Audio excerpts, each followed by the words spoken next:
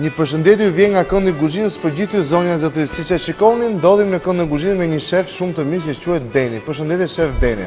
Përshëndetje Mirdita. Çfarë keni menduar të na bëni për televizionistët tanë sot? Atëherë, për sot kemi menduar të bëjmë një pjatë thjesht që mund ta gatuajnë edhe vetë nëpër shtëpia, i fileto me këpurdha, fileto viçe me këpurdha champignon. Është një pjatë e thjeshtë dhe shumë e këndshme. Shumë e këndshme. Atëherë, të fillojmë me radhën e parë të punës, përpara se të fillojmë me radhën e parë të punës, na prezantoni ingredientët përbërësit që ka kjo recetë. Po. Shef Beni. Atëherë, ingredienti kryesor, si mund të themi, është fileti viçit, Po. këpurdha champignon, majdanos dhe hurdha. Krip piper, konjak dhe vaj ulliri. Atëherë, marrim fileti. Po. Filetin e presim në trashim 2 cm. E presim.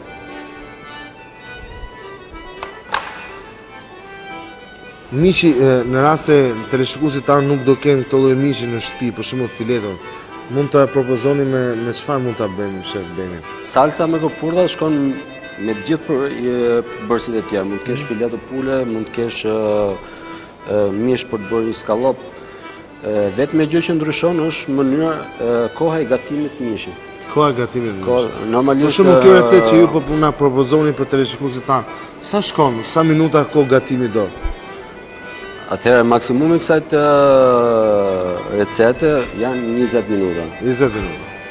Varet, sepse koha është relative, në bazë të kulturës që do t'i japim filetës. Qofse filetën do ta bëjmë alcango kulturë.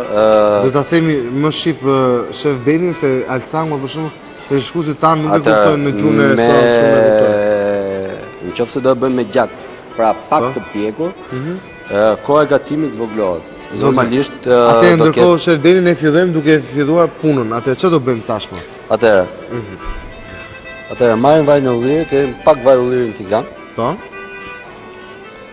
Kjo do na shërbej për koturën e filetit. Kotura çfarë do thotë?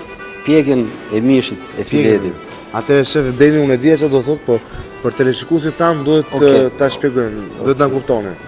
E vendosim mishin. Gjatë kohës që mishi fillon edhe piqet, ne përgatisim këpurdhat, bazën e këpurdhave që do t'i bëjmë veç. Në rregull. Hajde, skuqim mishin, shef Beni, e karamelizojmë. Atëherë shef Beni, momenti që e kthejmë fileton e kryposim, sepse krypa siç e dini ju i merr gjithë lëngun mishit dhe në momentin që ti e krypos para, mishi vetë merr duke i dalë lëngu thahet. Ju kuptoj. Prandaj krypa hidhet në fund propozoni ju.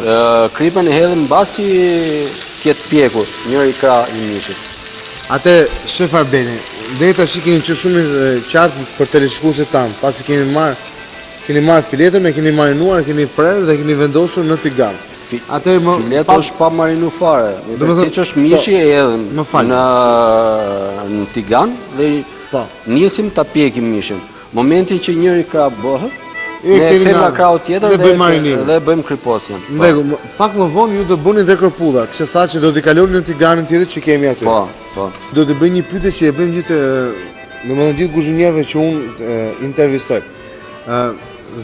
Si ka lindur pasioni për kuzhinën dhe sa vite eksperiencë keni, domethënë, pasi ne para se të fillonin transmetimin më tha që kishit qenë në Itali, në Europë, domethënë keni punuar vite të tëra. Domethënë si ka lindur kjo ide? Apo ka lindur spontanisht apo që nga vogërsia juaj, domethënë që e keni si traditë familje? Pasioni im për kuzhinën ka lindur që kam qenë fëmijë. Ka qenë një nga dëshirat e mia që unë të bësha kuzhinjar, një dëshirë që u realizua. Dhe është një punë që unë e bëj me shumë dëshirë. Moshën 15 vjeçare unë u largova në Itali. Me kalimin e kohës bëra edhe shkollën në Itali dhe ju përkushtova kuzhinës. Unë kam dëgjuar për ju për eksperiencët e tua, domethënë për lokalet ndryshme, për gatimet shumë të mira dhe sot ishte kjo kënaqësia ime që ju, insistimi im që të vija të xhiroja, domethënë që të na jepshit një ide për televizionistët tanë.